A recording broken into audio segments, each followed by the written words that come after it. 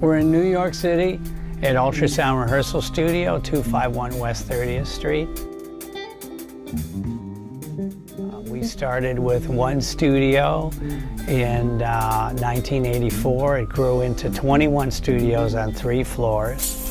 It grew into clients on 6 of the 7 continents, way past Connecticut, New Jersey, and the 5 boroughs. Okay, let's see what's open here.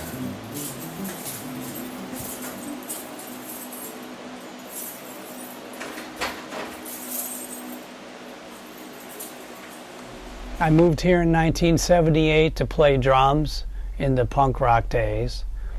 And the band I joined, we soon realized that the rehearsal was pretty shoddy. And there's a company in town called SIR, which stands for Studio Instrument Rentals. And we thought, well, what if you take the gear, the equipment at Studio Instrument Rentals, SIR, and you combine that with what they were charging for rehearsal, you know, for just the average person. You know, how could that not work? And you treat the people like human beings and you have a clean place. Because that was not the case in the 70s. There would be, nothing would work.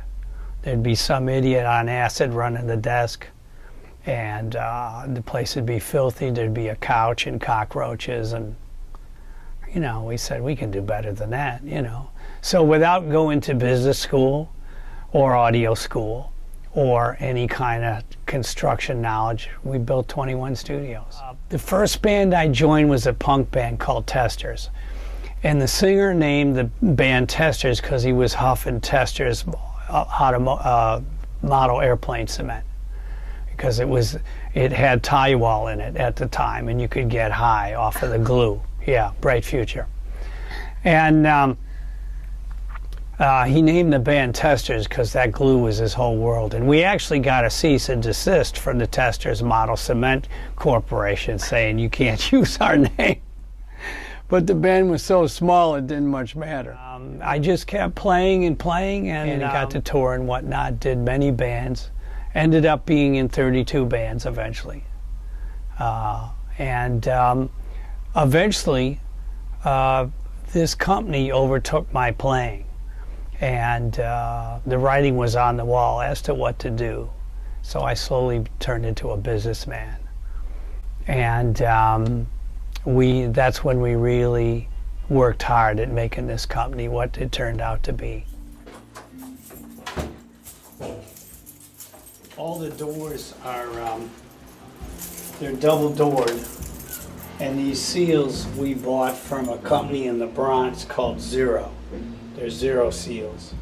If air can flow, sound can flow. So you got to stop the air. The only air that should be flowing is the air that goes through all the air conditioners. But if you double door it and the doors are not only closed but sealed, then it really cuts down on the leakage. And it's basically all you're going to hear through a door is the lows, the bass guitar. And that's all of a sudden, that's all you can hear. You know, you can hear the difference, you know. There's just one door, you know. So these seals make a huge difference. In New York City, as opposed to other states and cities, most of the musicians take mass transportation, so they can't haul their equipment around. So they expect to walk into a room with all the equipment provided. The only thing they need to bring is drumsticks, their guitar, their bass. Everything else is provided. If they don't even have that, we sell drumsticks and we rent guitars and basses. So it makes it a lot easier to get on the subway train or the bus or whatever.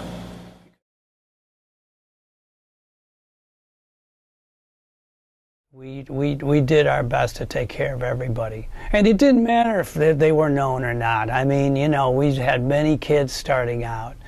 many classes, many churches, colleges, you know, semi-pros, pros, hobbyists, weekend warriors. There's a lot of sad people. Everybody. There is a lot of sad people, yeah. They're lost. They don't know where to go. Because honestly, there's other studios, and we didn't invent Rehearsal in 1984. But there's no other place really like this place. They're all pretty different. And it became a home for countless musicians. I don't even know how many names I have in the computer. Yeah, that's better. Push this on. Glasses and the headset. Now it's official. Now I'm at the desk. Now the phone won't ring, right, Lou? Right. This is what it was like when we opened. I just sat here staring at the phone.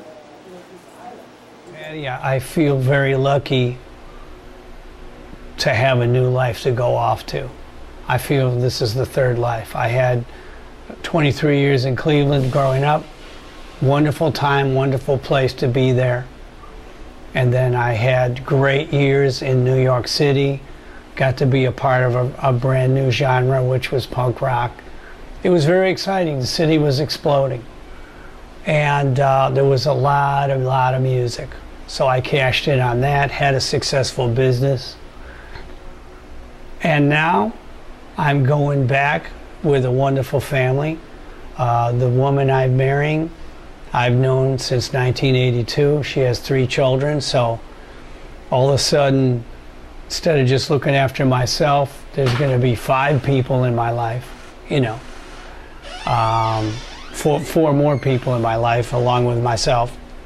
And so, you know, I feel very lucky to have a very nice family to go off to, you know, and be a part of, you know. And I'm going to keep playing drums. That's my focus. And that's why I came here. So I'm kind of, I guess, going full circle. Going back to what I originally came here to do, is play drums. So that's my focus. I have a lot of equipment to sell. And, you know, I've never been married. And next month I'll be 63 years old, so it's going to be definitely different. So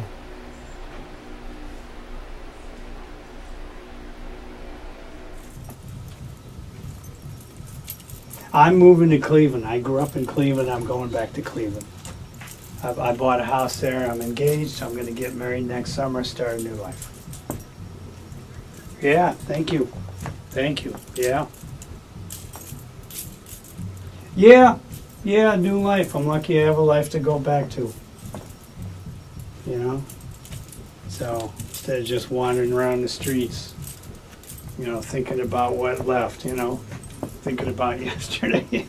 you got to keep moving forward.